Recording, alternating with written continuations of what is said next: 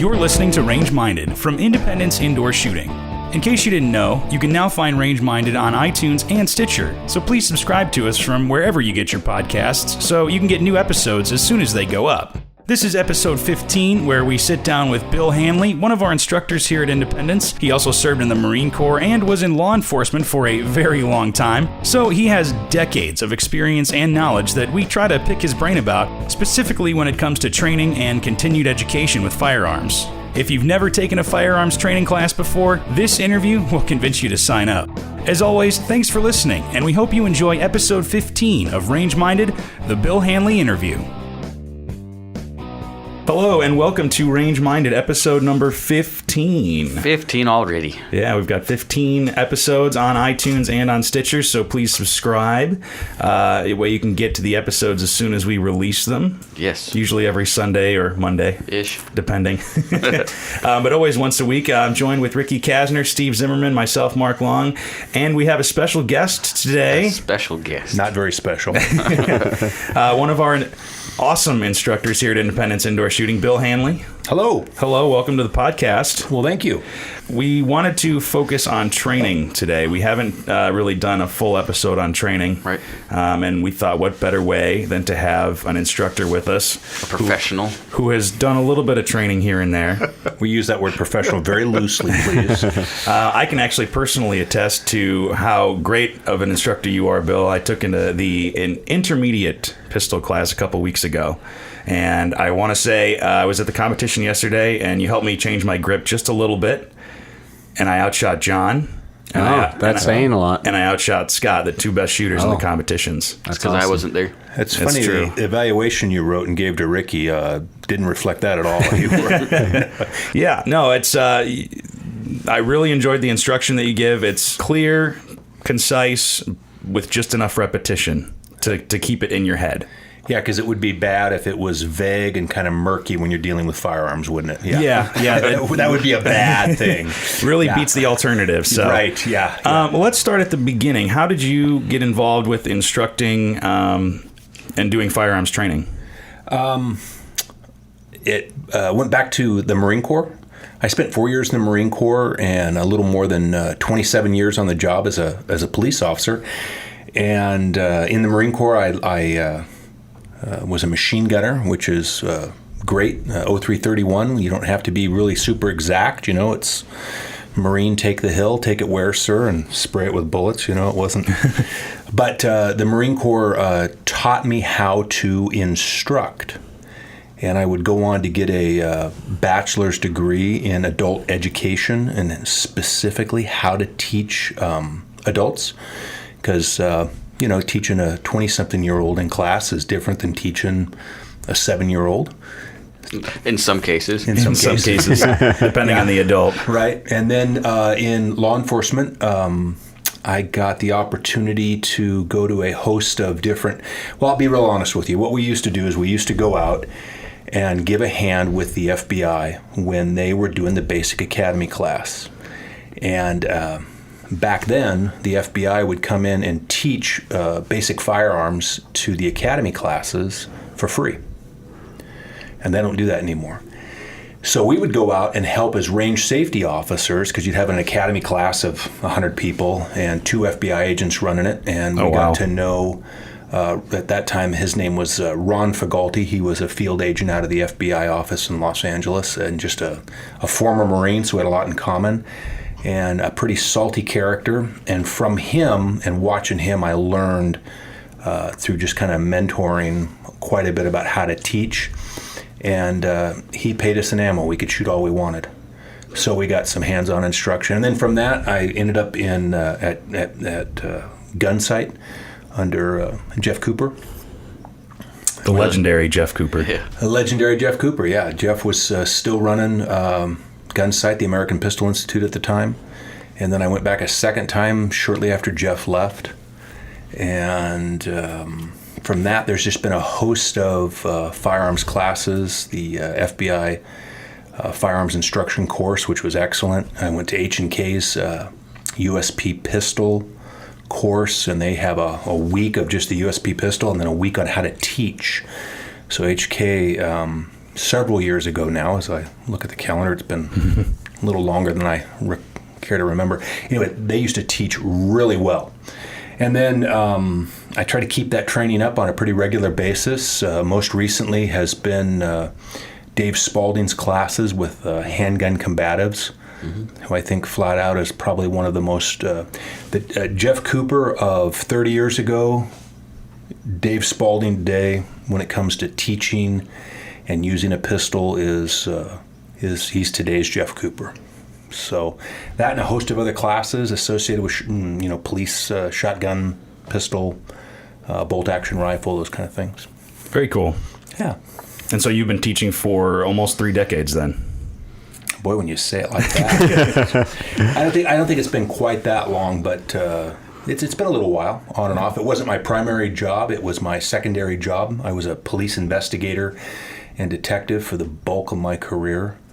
I was a detective sergeant, ran a homicide unit and a robbery unit for a little bit, and encompassed in all of that because of budget constraints. I pitched in with teaching pistol and qualifications and things like that. Right on. Cool. What would you say your favorite medium is? Handgun, or do you like rifle, shotgun stuff? Handgun? No, it would be, right. Yeah, it would be definitely be handgun. I understand how to run a shotgun. I understand how to run a carbine.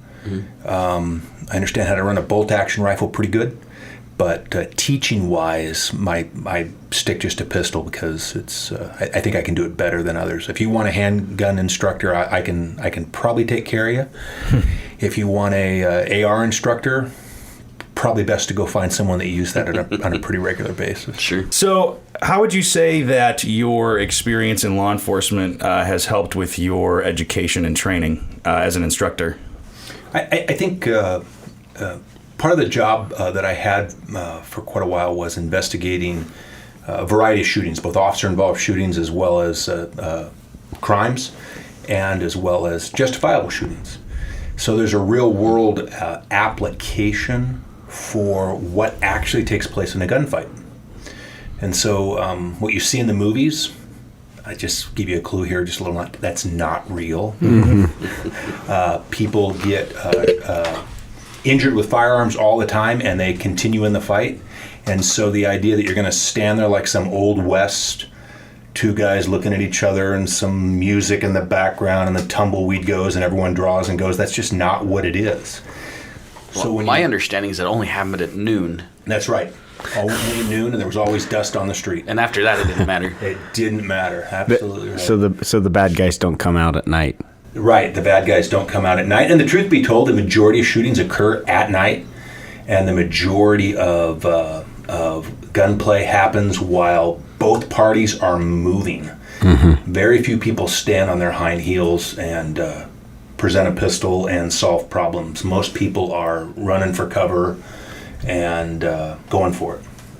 Well, let's get into the training, the actual training a little bit. What's maybe the first thing, maybe somebody has never shot a pistol before and they're interested, whether it's for home defense, for just shooting at the range, just as a hobby or competition. What's the first thing you would recommend somebody do in terms of instruction and education? Understand safety. Absolutely. Single most important thing that an individual has to get down are those basic safety principles. And all guns are always loaded. Never let the muzzle cover anything you're not willing to destroy. Keep your finger off of the trigger until you're ready to shoot with sights on the target, and know what's beyond the muzzle when you launch a bullet down range. Know your backstop and what's beyond. And if you have a good fundamental understanding of that and a healthy respect for what you're doing, then you should probably approach training that way. Because let's face it, we're not telling guys and gals, this is a roof and hammer and here's how you roof. Because if you blow it with a roof and hammer, you lose a thumbnail. If you make a mistake with a pistol, with its short muzzle, boy, the mistake can be, you don't lose a fingernail, you kind of lose a finger. So those safety rules are everything first and foremost. So get educated on that, and then have a healthy respect for what that tool does, because it is just a tool, and the single greatest safety for that tool is what's between your ears. Once you got the right perspective, seek really, I think the best word would be, and not necessarily qualified, but common sense instruction.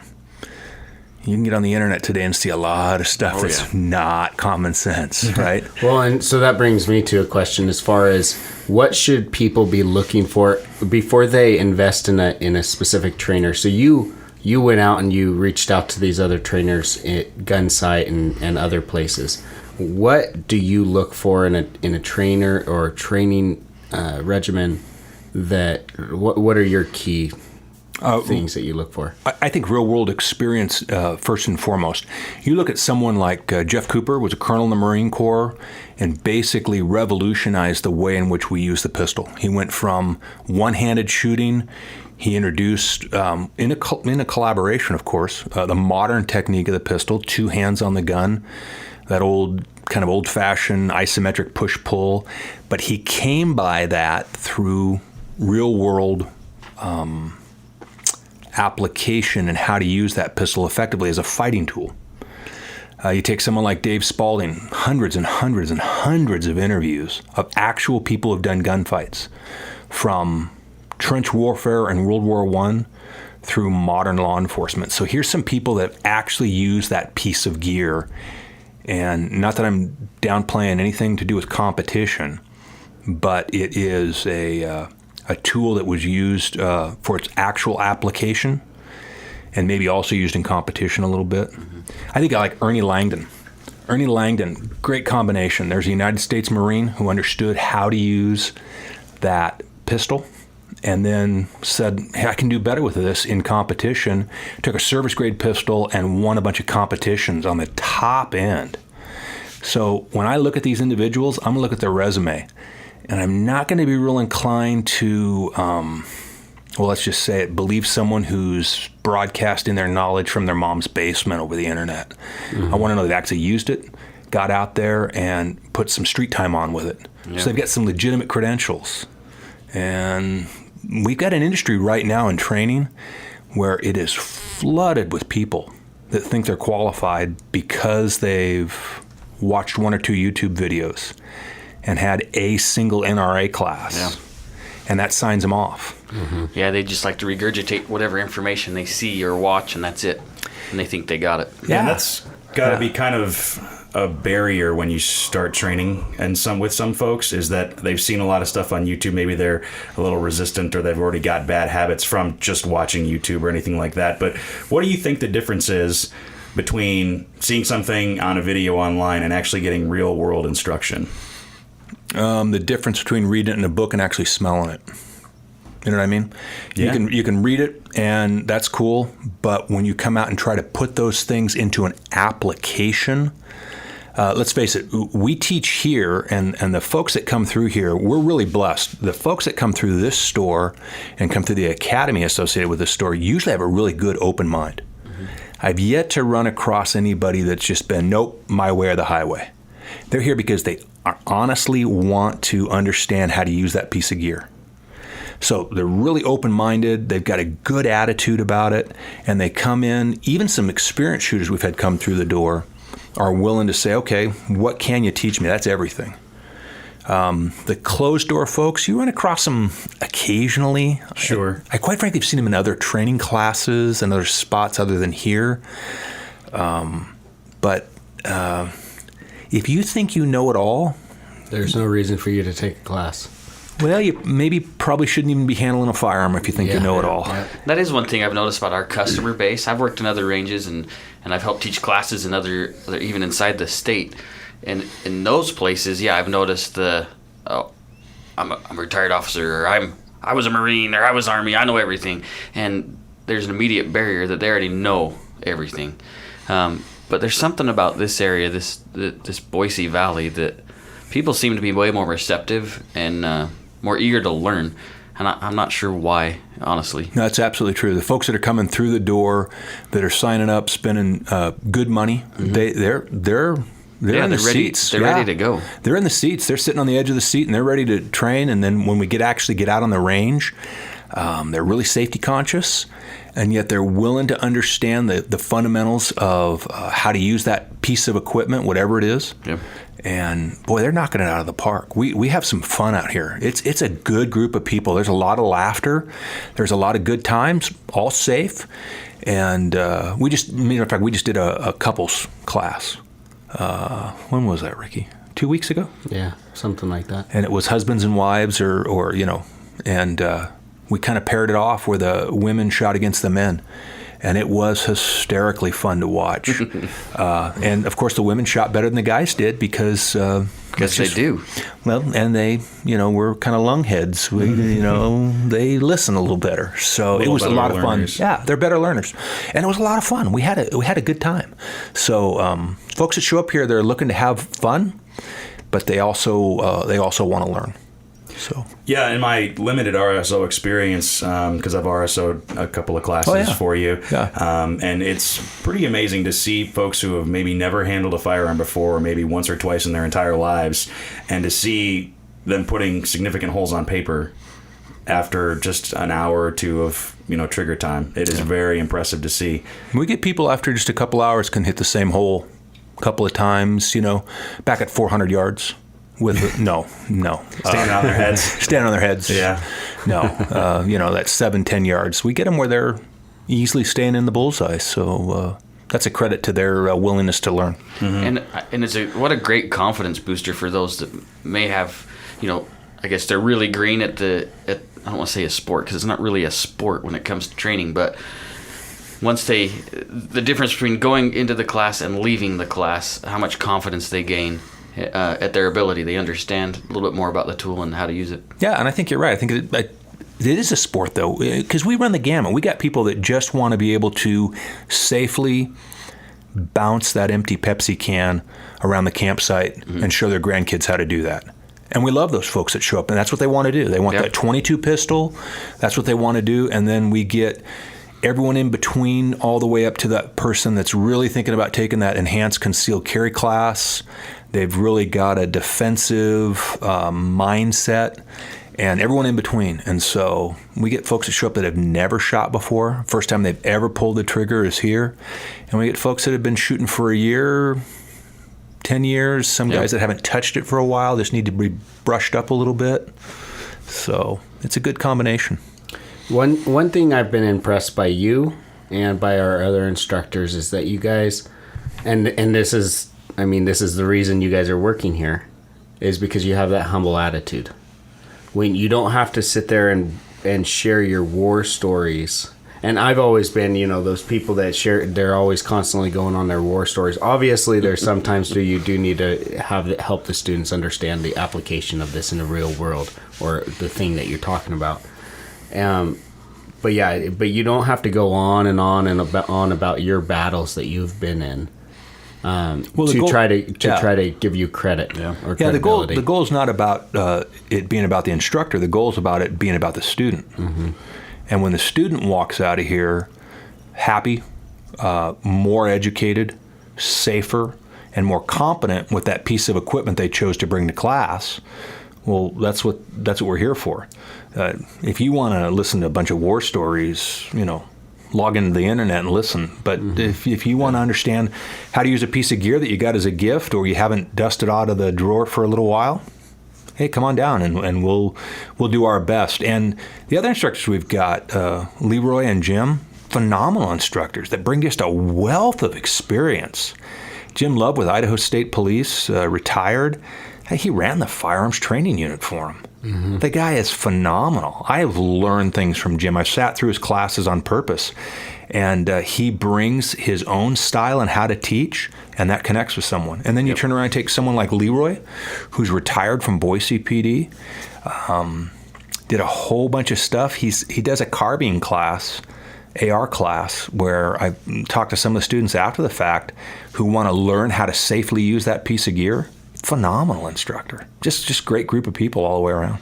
Yeah, we've been really lucky, I think, and Ricky's done a good job of corralling those instructors into place and get them into one spot that really offers I wouldn't say a unique, because anybody can offer those kind of classes, but a next level up of a good, competent group of instructors. Come on, he's just herding cats. Yeah, he's found the right. Well, cats. that's what I was gonna say. Steve made it sound like it was accomplished, and I was like, oh, I have a lot of work to do. But it's always a work in progress, right? I mean, you're never going to knock it out of the park right off the bat, but it's always good to have the right players on the team. Mm-hmm. Oh yeah, and we definitely have good players. Oh yeah, we're lucky to have the instructors we have. Yeah, good group of guys. So hopefully we can keep them around for a while longer. Yeah, well, and we've got until he dies, until he keels over. Until he dies. That's Right? positive. We all make fun of how old Jim is, but he's not that old. So moving along a little bit from the basics, maybe step it up to like CCW training. How does that training differ from basic or maybe intermediate pistol classes? Is it different in any way? Well, I think there's only so many different ways you can shoot a pistol. You got to understand good grip. You got to understand how to manipulate that trigger. And you got to understand how to line those sights up and let that front sight steer the bullet by pressing the trigger without the front sight moving. We've always said that the effective presentation of a pistol from a holster is that the sights, they arrive right where they should. Wherever you want to hit, the sights arrive there. I think the difference might be when we start, we lean the class on the enhanced concealed carry a little bit more towards that defensive mindset. Where with a basic class, we want to just have folks that are comfortable with the pistol, safe with the pistol, and introduced on how to load it, unload it, and shoot it reasonably well. That intermediate class, we start working with that holster, which is its own set of skills, presenting that pistol from the holster and having it arrive on target effectively. When we talk about the enhanced concealed carry, we lean the class a little bit more towards that mindset that, hey, you're talking about packing this thing out in public, concealed. And with that comes a huge responsibility. Definitely. And we want you to acknowledge that responsibility right up front, make that mental decision that that's what you're going to do, and then do it super safe and super responsible. One of the best lines out of the instruction that we use, and it's with the, I'm drawing a blank on it, Ricky. What's the name of the? USCCA. Yeah, they basically said that your enhanced concealed carry permit is not some junior FBI, junior cop badge. We would rather these folks never have to use these skill sets. We'd rather them be really excellent witnesses. But we do lean that class towards the idea that one day you may have to use this piece of gear, so get your mind wrapped around that now. And then we try to gear them towards using that pistol, especially in our advanced classes, effectively, safely, and in some cases know when not to use it. That's almost more important. Absolutely. I mean, keeping it holstered, stepping back and picking up the cell phone and dialing 911 and not getting involved.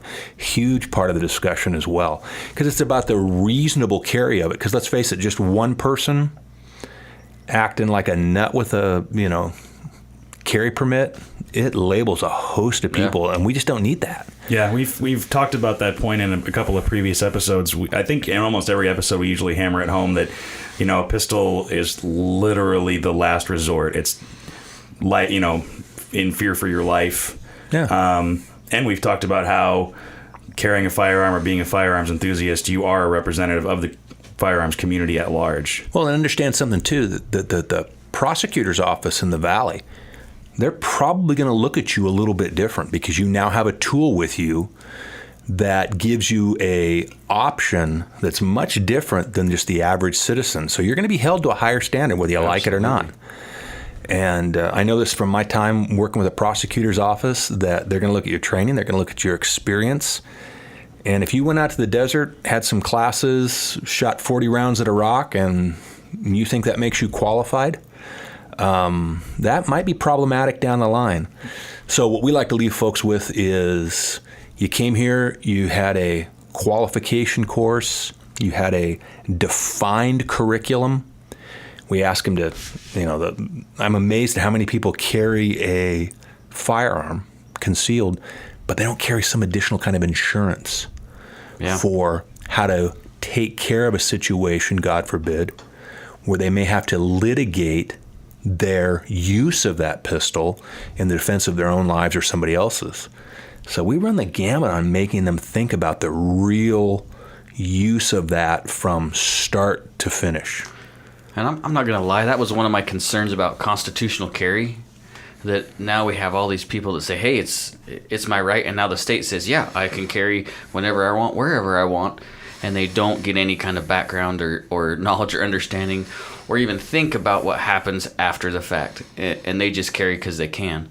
That was my biggest concern about the constitutional carry when it passed. Yeah, I get that all day long on the floor. Is I don't need that anymore. I don't need to get a concealed carry permit because we're good. And I'm like, granted, I love that we have a constitutional carry. Yeah, law. It's not that I hate the law or dislike the law. I just not trying to take away from it at all, but you still have to take the training, or else. Well, it'll be a pretty hard thing. If you're gonna, I get it, and I agree with you 100% about the constitutional carry. It is a right, but with a right comes some responsibility. Yeah. And if you duck the responsibility part and rest only on the rights, litigation, especially civil. I mean, even if you survive any type of criminal prosecution, let's say it was 100% legal. The civil side of things sees it different. Well, the civil side of things sees your assets as theirs. And there are folks out there that want to grind an axe against the constitutional carry rights, and they know they're not going to win that, so what they're going to do is they're going to make their point in civil litigation. Now, state of Idaho's got some great protection for that. There's some caps on some things, but still, I don't know about you guys, but I'm not about shelling out $100,000. That's a cheap case. That's a cheap case. Yeah. No thanks. Yeah. I mean, and so here hence the purpose of insurance. Yeah, hence the purpose of insurance. And it doesn't really, we have a great in-house group that we've kind of associated ourselves with here that does a great job. The NRA does a great job. There's a host of different things, just like you would buy insurance for your car. Go out and seek out good protection, because I tell you what, you're not going to want to open the phone book up on the night that this happens and try to pick a lawyer out of the phone book. And it's not terribly expensive either. No. It is an expense, but it's something that it's not going to break the bank. So we go through U.S. Law Shield. Right. I think they are $125 a year. Yeah, phenomenal. It's not, and the U.S. Law Shield, they have no caps. Right. So they'll do, and they handle all appeals, but this is both criminal and civil. Yeah. So. Yeah, so you got to. I mean, we can't approach this just from the idea that we have this right. We've already accepted that. We're past that point. Now the difference is, are you going to be a professional about it? Mm-hmm. And the difference between an amateur and a professional is you've thought it all the way through, and you've taken the time to get educated about it, and the resources that are coming through the door here, associated with the business here, are phenomenal. And you're just. It's kind of like. I don't know. You're kind of foolish, I think, if you're not maybe thinking that all the way through. Well, I do kind of. I just come from a family of automotive background, so I always kind of relate things back to cars. But it's suddenly like if you were allowed to drive without a license, and you didn't need a license to drive. Yeah, you can go drive, but you're not necessarily going to know the rules of the road. You're not going to know where to look, to be situationally aware. And heaven forbid, if you get into an accident. Yeah, what insurance company is going to issue you a policy without a license? Yeah, exactly. Yeah. And so it's the same kind of approach to firearms, and you can get, continued education in driving and all that kind of stuff, and it's much the same here in the firearms world, I would say. With rights come responsibilities, and we're getting kind of on a ho-hum kind of side of it, because we all enjoy the good time out on the range, we enjoy the good time out hunting, and we enjoy all those good times, but as your question was, again, towards the difference between how you do business in the basic class versus that concealed weapons class, we kind of start thinking about these things a little bit more, because you got to look at it from kind of a whole world view. Well, you're taking like you said, your shooting and your firearm from the range, which is a relatively, it is a controlled environment, to out in the real world, which is, as you well know, a uncontrolled environment. Yeah, all you got to do is turn on any major news broadcaster in any tragedy and ask yourself, as those people are running out of the store, if you decide to get involved and run in, I mean, really have a good perspective on what you're going to do. And when you pull the trigger out in the field, that bullet is going to land somewhere. You better understand what your responsibilities are when you do that. So, well, and in the real world too, I've heard from former law enforcement too, is that there's a lot of incidents and things that happen that don't necessarily get put on the news. Oh yeah, and that. And this, we're kind of still on the ho-hum train, but it's something realistic to think about, is that daytime in a very safe city and nighttime, even in a very safe city, are two completely different worlds. Oh, yeah. Yeah, my wife has a great saying in which when we hear these stories on the news in the dark alleys of a poor part of town that's not economically poor, but it's just a poor place to be, she always asks, why isn't that person home getting ready to go to work? Why isn't that person in bed tucking their kids in there? Unfortunately, we're very fortunate to live in a valley where we don't have some of the major crime problems that you see out of Chicago and you see out of some of these major cities. But there still are some bad spots. So, hey, in class, we talk about, common sense. Avoidance is everything. If you can avoid the situation before you ever have to decide to use your pistol, you've won that fight. And, I mean, that's everything. So don't put yourself in the places that you need. Don't walk into a place that you think you might need a gun. Oh yeah, if there's an argument going on in a bar, don't stick your head in to see what's going on. Yeah. Walk past it. Well, right? I think of myself in high school. Whenever there was a fight, what happens? People jump run, in, people run crowd to around, it. circle it. Yeah. So it's kind of a fight against instinct of like, oh, what's going on over here? Right. The curiosity, yeah. We're not a lot different than we were in high school, unfortunately. All you got to do is watch the cell phone videos, right? Mm-hmm. Getting back to training a little bit, though, what is your favorite or maybe most rewarding part of instructing? What do you like most about being an instructor? The actual when you see the light bulb go on for somebody. Well, I'll give you an example. We had a class a couple of weeks ago, and the student was female, and she was petite in size. She was shooting a Smith & Wesson Shield 9mm. Phenomenal pistol. We carry him here. Just a great self-defense pistol. I got to talking with her on the line, asked her, hey, why'd you buy that pistol? She goes, I wanted something to shoot recreationally, but I also am thinking about packing, getting her concealed carry. And had very limited, her dad had shown her how to shoot, very limited shooting experience. Sure. So we're there at 7 yards, and we say, okay, line those sights up, press that trigger in such a way that front sight doesn't move, and hit the little red dot out there at about 7 yards. And she hits the red dot dead center, and her eyes get real big. I said, now do the exact same thing again. She puts the bullet in the same hole. Wow. Now, more common than you know. This is common. People think, well, that's phenomenal. It happens frequently on the range here because someone that's paying attention to those things, and then you just see, now we don't have to tell her anymore. Now she's on her own. Yeah. And the light clicked on, and she's just really enjoying it. And then afterwards, she has the ability to safely handle and store that pistol. She understands the responsibility of that pistol around kids. She was a mom that had a couple of kids, and she's hooked. And I've seen her at the range a couple of more times out here, and she just absolutely loving on the sport. And now, of course, the question becomes, what's the next pistol to buy and these kind of things. But all that's ancillary to watching the light bulb go on for an adult who wants to do a relatively complicated psychomotor, physical skill, a skill involving your hands and involving your mind and doing everything just right to make that happen. And you can tell they're hooked. And so that's just a kick. And then by and large, the folks that come through the door in the classes, regardless of age, they're polite, they're nice. There's just a nice group of people in this valley. And the folks that show up for classes, they're here to have a good time and smile and laugh a little bit. They're responsive out on the range, and I really enjoy the interaction with the folks back and forth. Very cool. Yeah. Yeah, and I can attest, like I said earlier, to kind of that light bulb moment or just a slight change, because I've been shooting 4 or 5 years, and learned a lot on my own, and have taken some instruction. But really, Bill, we were out on the range, and he goes, your grip up top is a little loose, so cam those hands together up top and get a little grip higher on the gun and really squeeze it. And I mean, yeah, it made all the difference in the world. Pistol grip is next to trigger control is probably the single greatest mistake we make in shooting accurately.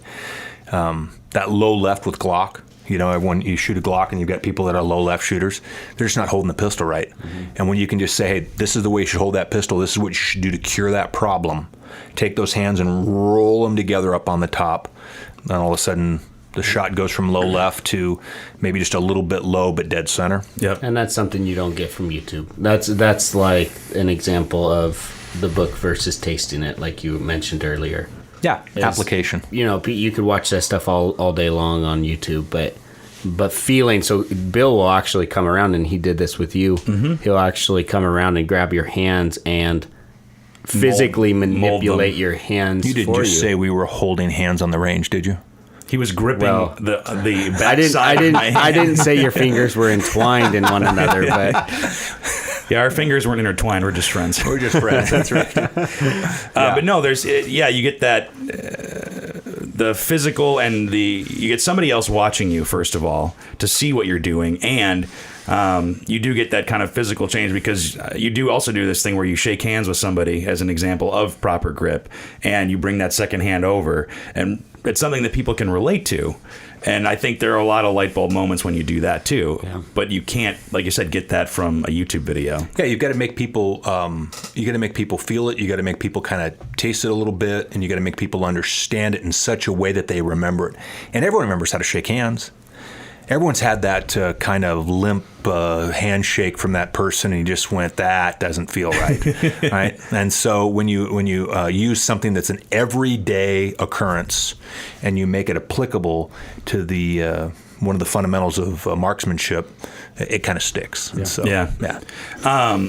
And speaking of maybe the fundamentals or practice beyond training, because let's say you take your first couple classes and you've got that knowledge under your belt now, and you want to come back to the range and practice and hone those skills, because shooting is a perishable skill. If you don't shoot for a while, you won't shoot well or as well as you did.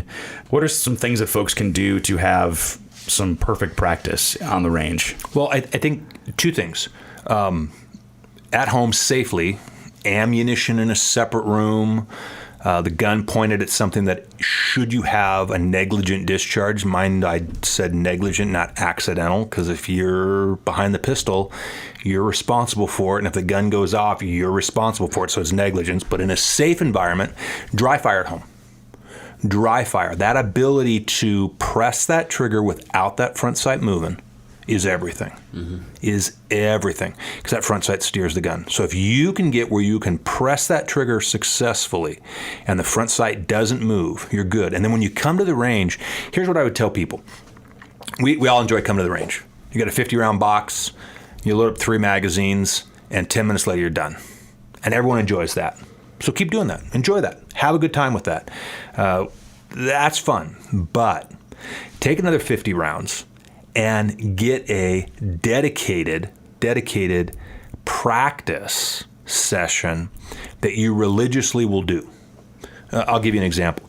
From one of the things I stole from Dave Spalding, and whether he knows it or not, I've adopted him as my mentor. He'll probably argue with me about that, but you take a 3x5 card, which I think is a realistic target size, and you start at 3 yards, and you back that 3x5 card up with the range here all the way back. What do we go back, 25? Yep. And you back it all the way up to 25. Start at 3 yards and back it all the way up to 25. And for each distance, I go 3, 7, 12 yards, because your front sight now starts to disappear a little bit on that 3x5 card. Really got to concentrate on that front sight.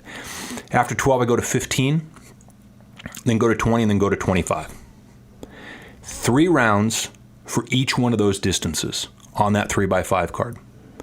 And what we're doing is we're just practicing those fundamentals. So if your grip's poor and you're shooting low left off of a Glock, you'll know it's your grip. Low left, it's your grip.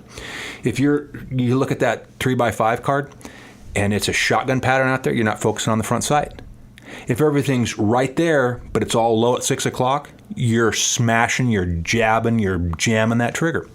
And so here's a dedicated set of instruction that you can do every single time. And let's say you've got it nailed at 3, you've got it nailed at 5, you've got it nailed at 7. I'm pretty good at 10, but about 12 it starts disappearing on me. Well, now you know what you got to work on. But don't give up those 3, 5, 7, 10, and 12 yard lines. Keep shooting those and push that back. I guess that's a long way of saying have a dedicated set of drills that you can do that will reinforce those fundamentals. Yeah, that's great. And that's one thing, too, that I've noticed is before classes, sometimes you'll actually run yourself through drills and fundamentals. Oh, this is all about the basics. It's and that kind of reinforced watching you do that before we were preparing for our classes. You're never too good for the fundamentals. Oh, no. And you're never too experienced to do that, and it'll always help every time. I'll tell you a story, and this, quite frankly, this comes from taking Spalding's classes. But he shoots a drill that everyone does at the end of class, and it's called a 2x2x2. And he got this drill. I'll just kind of boil it down for the sake of time. He got this drill after shooting with some guys from Special Forces, and I think they call it skills on demand. And what the ability is for someone who's an operator. I'm not a SEAL, and I'm not a Delta guy, okay? I was a Marine that shot a machine gun. I wasn't anything real super special. But there are those professionals out there who have to know how to use these pieces of gear surgically. And so their bosses can walk up to them anytime, tap them on the shoulder, and pull them off the training line or wherever they're at and say, hey, skill on demand. And they do it for first aid, they do it for physical fitness, but when it comes to pistols, they tell these guys, draw your pistol, hit a 3x5 card, at 21 feet, 2 rounds in 2 seconds. Wow. That includes from concealment. Yeah. And so if those guys are required to hold a standard and get that done, and those are the guys on the front line of taking care of business for our country, and I don't think anyone would argue any of those guys are the best of the best. If those guys are still practicing the fundamentals, to get to that level where they can do that test reliably, when you talk to them, they say, hey, clear the garment, get a good grip on the pistol, manipulate the trigger in such a way so that it does not move the front sight. In your draw stroke, let the front sight arrive on target is a definition of a good draw from the holster, and do that in 2 seconds. Now, I want to encourage everybody, don't go out and try that. Yeah, okay? no. don't jump on that Work bandwagon. your way there. Yeah, you work your way there. You could have an accident if you don't have some competent instruction. Don't just take that as hey, let's go for it. But those guys, and when you talk to them, hey, what are you, from what I understand, what are you doing to get to that level? Fundamentals. That's all there is to it, just like professional sports. How many times do you practice shooting a basketball exactly into the net, Exactly. One thing I want to hit on, so you talked about the basic pistol, the enhanced concealed carry, the intermediate pistol. But we also teach, as far as the pistol line goes, a progression of training, the advanced proficiency drills, right, which is a bi-weekly membership. So in your opinion, the reason I designed that is to help people maintain the skills, because it's always wonderful to take these classes, but if you take a class and you expect that to last for 2 years, it's just not, you're fooling yourself. Right. So what are your thoughts as far as what students are practicing in the proficiency drills, and how does that help them? Well, what we did when you put that together and then you asked for our input on it, what we did is we came up with a set of standards, and quite frankly, that set of standards is kind of stolen from Gunsight, and it's stolen from a host of different instructors, and we basically said, these are the skills we think you should be able to perform. And they basically involve marksmanship. They involve gun manipulation, how to successfully load and unload a gun under stress to some degree. The stress is time. And then how to effectively get hits on target within time. And the difference between exact marksmanship and getting hits on something under time, those vary. We're shooting for one hole on a 3x5 card. Under time, we're happy to keep them on about, an 8.5 by 11 sheet of paper, maybe a little bit smaller. But we set up a standard for all of these. And what we want to see people do is say, okay, the first time I gave this a shot, a given drill, I did it in about 6 seconds. we should see that number fall commensurate with the accuracy increasing. Don't get me wrong. I don't care about the person that can shave a quarter second or half second off their time. That means nothing if you can't hit the target. Mm-hmm. It was a Wyatt Earp that said speed's fine, but accuracy's final, right? Yep. So we want to be able to see people, and we like using that 3x5 card because it represents a realistic sized target. If you're a competitive shooter, it's that A zone very easily for you. If you're a defensive shooter, it's that high thoracic chest cavity. And we'd like to see you come from a concealed garment at a distance, 20 feet, 25 feet, 10 feet, and get out there and get as many rounds in the given time on that really accurately. We allow the student to track their own progression and give them a set of drills that support increasing accuracy as well as decreasing time. And there's a point of diminished return on this. Eventually, the student's going to work themselves out of that class. Mm-hmm. But every 2 weeks, they've got someone calling the drill for them and holding them accountable. And we all like going to class where someone's calling the drill for us. We don't have to think. They say, just put your skills to test and do this drill for me. We try to keep that relevant. We try to keep it a mix between competition shooting and defensive shooting. Jim leans towards competition shooting a little bit more, and I've gone to a couple of competitions as an invite with Jim. He's a phenomenal competition shooter, shoots really great. And yet, I've shown up with a group of older guys. I think the oldest guy in the class was like 80. Wow. And there was like 6 of us. And it's a weekday group in the morning that Jim's met with these guys for 5 years. They've been keeping their scores and times on a set of drills for something like 3 or 4 years. Mm-hmm. I watched an 80-year-old guy with a 1911, or I'm sorry, she was shooting a Glock. The guy, you just look at him and it doesn't even look fast. And yet he's one of the smoothest, fastest, most accurate shooters I've ever seen in my life. Why? Consistent practice and that accountability for someone keeping those times and keeping those scores, and he knows what he has to do to improve. Some weeks it's great, some weeks it's not. That's what that class gives you. It gives you that ability to have someone come in and hold you accountable to those skill sets. Right. And those classes are invite only, correct? Yep. Yeah, so you have to go through the intermediate pistol and the retention and speed shooting, which is actually another one we didn't talk about. But the retention and speed shooting course is prerequisites for those advanced firearms proficiency drills, and you have to be invited by the instructor to participate in that. Mm-hmm. And I'm sure, well, maybe it's not so obvious, but can you guys kind of talk about the philosophy behind that and the reasoning behind that? Because I'm sure there might be some people out there thinking, oh, well, I know what I'm doing. I can go skip straight to the advanced stuff. And that's exactly what Bill said. You shouldn't have a gun. If you have that mindset, we don't want you on the range because those are the people that are going to be dangerous. And we've got people showing up that their expectation is that they're operating that pistol pretty well at a certain level, and if someone shows up and is not doing that, we're taking a level of performance and we're setting it back. And granted, a new student shows up in that class that's never been in that class before, the learning curve is pretty sharp. They got to get after it. Most of those folks that get invited to that class get on board real fast and they can keep up. But we've all been in, doesn't matter what kind of class.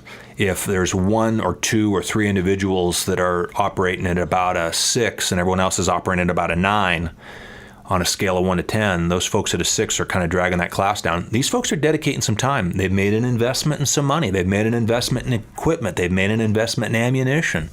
And so what they're saying is we want to operate at a level where we're constantly trying to strive to get towards that 10 level. Mm-hmm. And if someone shows up and they're a 5 or they're just kind of arrogant about doing it and just, sloppy, it's not fair to those folks that have enrolled. And I think we're doing pretty good about, they'll tell us. They'll give us the feedback. That's one of the great things about our students. They'll just tell us bluntly, this is what I need or not need, right? Yeah. Yeah. So I think we're doing pretty good about giving them those skill sets and trying to keep it relevant. Yeah. So then what is one way, or maybe a couple different ways, somebody can kind of get, I guess, for lack of a better term, a reality check on where they are at in their skills? Because maybe, maybe the basic pistol class might be a little too elementary. Maybe they're beyond that level for them. But you're never too good for the basics, like we just covered. But maybe they're not sure that intermediate is right for them either. What's a good way that somebody can kind of go and get that kind of skills check almost? This is how my brain works. As you were talking, I was like, oh, that would be something cool we could do.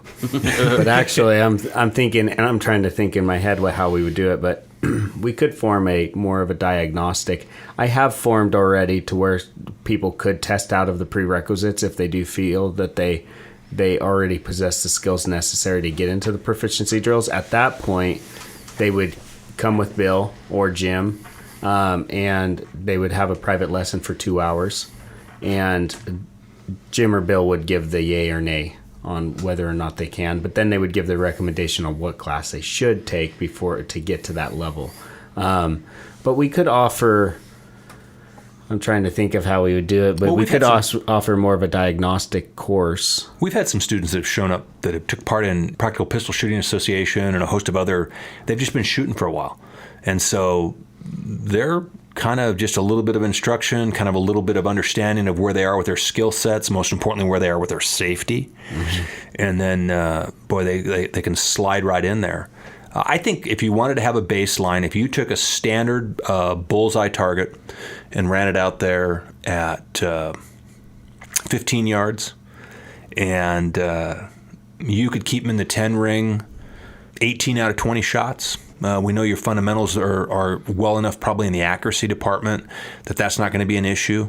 If you can go from concealment onto a target in about 3 seconds with about 2 rounds, maybe 3 rounds in 3 seconds from concealment at a distance of 25 feet, and it's staying on a 3x5 card there in about 3.5 seconds, probably where you need to be. Maybe 4 seconds, but probably where you need to be if you kind of talk about some baselines on that stuff. But we have a responsibility to make sure that you're doing that safely, and you're doing that. Here's one of the things that happens all the time. People go, ooh, I accomplished that drill. I hit that time. I made it. But they had to do it 40 times to get to that one. And then when they try it again, they are not there. When you can hit it, accomplish the time goals and the accuracy goals, and do that consistently 7 out of 10 times. Now we're talking about a rooted fundamental skill that you probably have ingrained in you. To do it 40 times and then get it one time and raise your hand and say, I did it successfully, it is an accomplishment.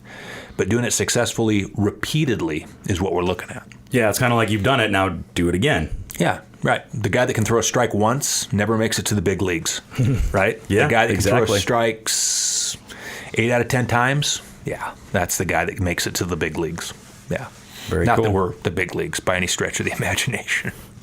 No, but I think we do have such a wealth of information and experience in our instructors, and I think that's really where you do get a lot of difference here, and a difference in quality and education, because I took a class in Illinois. It was an Illinois CCW class. I'm originally from the Chicago area. I'm sorry. It's interesting. It's a different philosophy on firearms here, and maybe we can get into that a little bit. But I took a concealed carry class, and the instruction just kind of wasn't there. It was more opinion and, and not to say that it's not important, but more politics kind of thing than really just straight instruction. And I was kind of underwhelmed by that. But then seeing the classes here as an RSO and then taking a class, like you put it, it's about doing business. People don't want opinion. People want to know how to shoot. When they come to the store and they hit Stevie up and say, Stevie, I want to purchase this firearm. Tell me the positives and negatives about it. They don't want Stevie's opinion about brand B. They came in and wanted to talk about brand A. Yep. Right.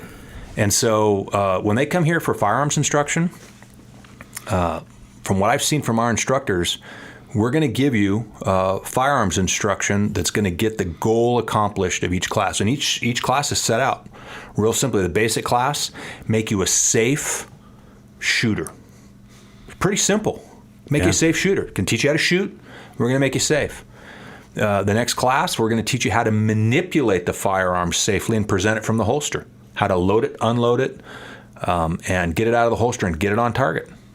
And then in the subsequent classes thereafter, we're going to, or the next steps of classes, we're going to teach you how to do that, do it more efficiently, and do it faster and more accurately, and build on the skill sets your body naturally has. We're not going to teach a 70-year-old the same way we're going to teach a 30-year-old, because that 70-year-old's had 2 shoulder surgeries and may have some other issues, and that 25, 30-year-old doesn't even know what pain is yet, so they can do everything, So we're going to tailor it to that individual.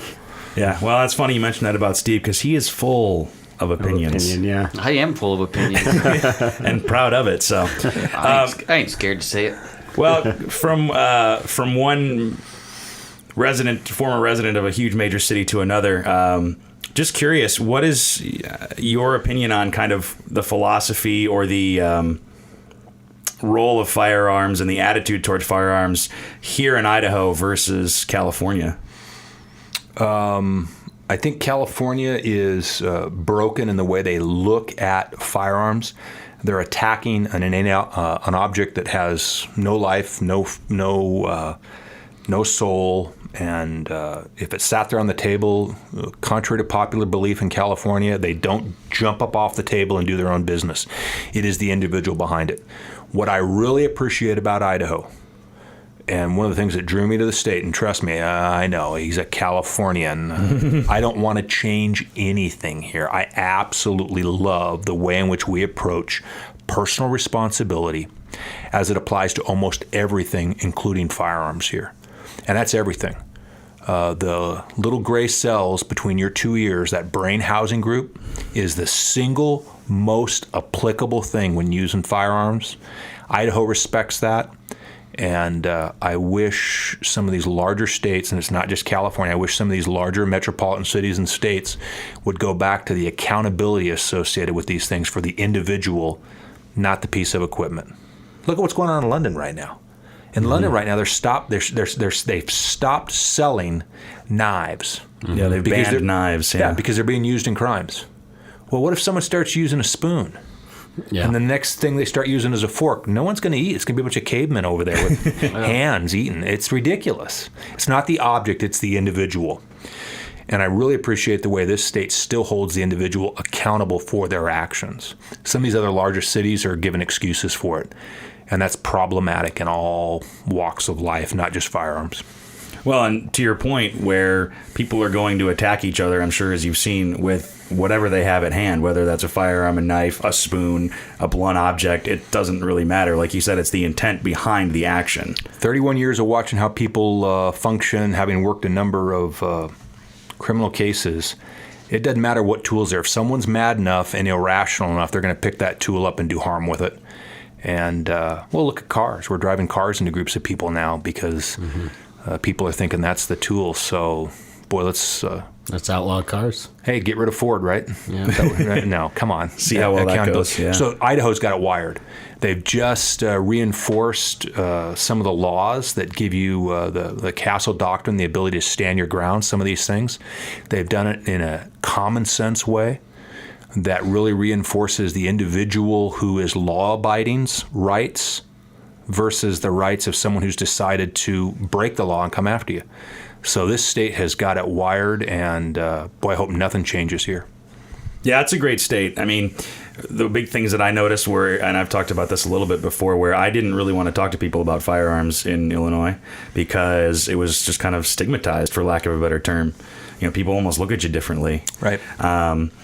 Here, it's just, everybody's got, a firearm, and like you said, a lot of people want to get trained and want to know how to use those safely and use them safely and proficiently. And the craziest thing to me was the BLM land. You can go out into the desert and shoot. There's no way you can do that in Illinois. Yeah, same with California. Yeah. Public land rights are falling apart in California. It's not so much public. Right. It's not, the public lands are not very public, I guess. Yeah. So, another thing is former law enforcement. What, and I'm trying to figure out the best way to ask the question, but what is your opinion, or what do you like about citizens carrying concealed lawfully and responsibly?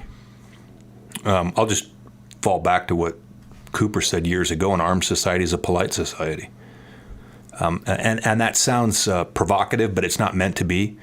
Time and time again, we are seeing where bad people are preying on good people, and good people with firearms are rising to the occasion to put an end to that. And it doesn't even mean that shots are fired in the situation. Mm-hmm. And that's a recent FBI study that actually came out with that. That there's good people that'll come and stop it. And we talked about that in one of our former podcasts. But well, just this week, there's a video released. They were in a restaurant. I guess he was a regular. Went in there, went into the back of the kitchen to argue with the waitress, and he cold cocks this one girl cooking food, right? Knocks her out, gives her a concussion. And then the other waitress pulls her gun out of her apron, and immediately that threat stopped. That guy turned around, backed away, and left. So the tool that was used, just deploying it without even actually running the gun, stopped the situation. And that does happen a lot, way more than people understand. Yeah. I think that's, when people think of, good people with a gun, they think automatically shots are going to be fired. There's a firefight, Yeah. but No. I would say it's more often maybe there's just a brandishment or something like that usually stops the situation. Correct? Yeah, I don't know about. I don't have specifically. I mean, Ricky was mentioning some stats. I don't know specifically the stats on that. But what I do know is that I appreciate the fact that if we're all going to go to the lake to swim, there's a bunch of people that took some time to learn how to do rescue swimming. In case someone's not paying attention and one of the kids starts to go underwater, someone go out there and knows how to grab that 13-year-old, 120-pound kid that has gone under the water and drank too much of the water and isn't functioning and is flailing around out there. And there's a 25, 30-year-old that took some lessons and got educated on how to go out and be the lifeguard. And I make that analogy because I think we have got a group of people here that I'm meeting in these classes that are saying, I don't ever want to have to use this. I don't ever want to have to set these skills in place other than bouncing the Pepsi can around the campsite. But if someone crosses a line that I've made up in my mind, I'm not going to let a group of kids get hurt. I'm not going to let someone that can't take care of themselves get hurt. And they've made those decisions, and that rocks. Yeah, it's about personal responsibility and that you are responsible for your own safety and you can be as prepared as you want to be. I mean, let's face it, the valley's growing in population, but we still have a huge amount of people that will pull over and help you change a tire. And I hope that never goes away because that's what California was when I was growing up. Mm-hmm. And it's not anymore, unfortunately, unless you get up north in the big cities. People are just a little leery of that. But here, there's folks that are saying, I'm going to pack, I'm going to take care of my family, I'm going to exercise these Second Amendment rights that I've got, I'm going to get educated about it, I'm going to make some common sense, good decisions, and there's just enough things going on where if some guy loses a screw and decides to head towards a school, I might get involved and stop him because I'm not going to let any kids get hurt when I could probably put an end to it. Mm-hmm. And I appreciate average citizens stepping up to that plate because you think about it. I mean, that's a huge commitment. And I've heard from time and time again people in classes saying, nope, not in my neighborhood, not in my town, not in this valley, not in our state. We're not going to put up with it. So it's refreshing to see. Well, it's good to hear. Well, I think that's about all we got. Did you guys have any more questions? No, I hopefully you guys listen out there, if you haven't taken any classes, you haven't spent some time at the range or in the store or whatever, and even if you feel like you've got all the knowledge you need, if you feel that way, you're wrong.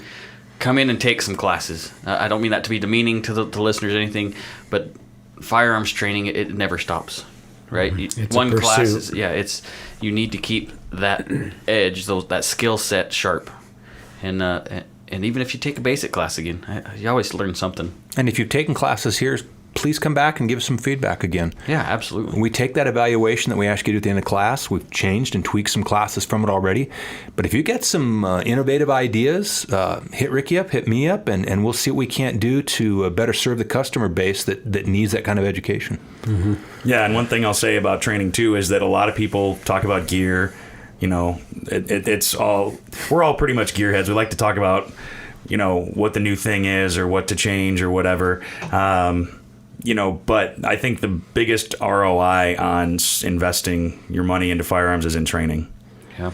And you really can't go wrong with that. So I like my high point in my vinyl or nylon holster that fits every other gun I own too. So I'm okay High with point. that. You would Do you carry have a high point. point? No. You would carry a high point. It's almost like buying 32 or guitars. 32 ACP. Yeah, guitar. Yeah. yeah, he's economical and practical about it. So We can just say he's cheap.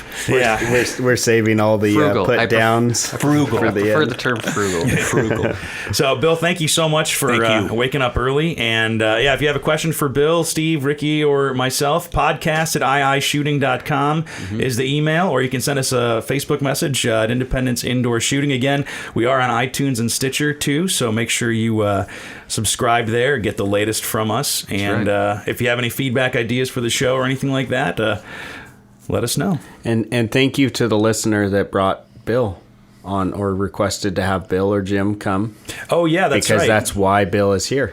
Yeah, today. you were one of our listeners, Casey, actually requested that we talk about training and continued education in firearms because I believe he had been in the basic and intermediate and wanted to learn more. Well, of course, the caveat here is I have absolutely no idea what I'm saying. All of this is just a big guess. We were reading off a script. the Yeah, whole thank time. you. Script. Thank you for following that script. Yeah, that was you great. got it. Yeah, That was great. Jim Love taught me everything I know.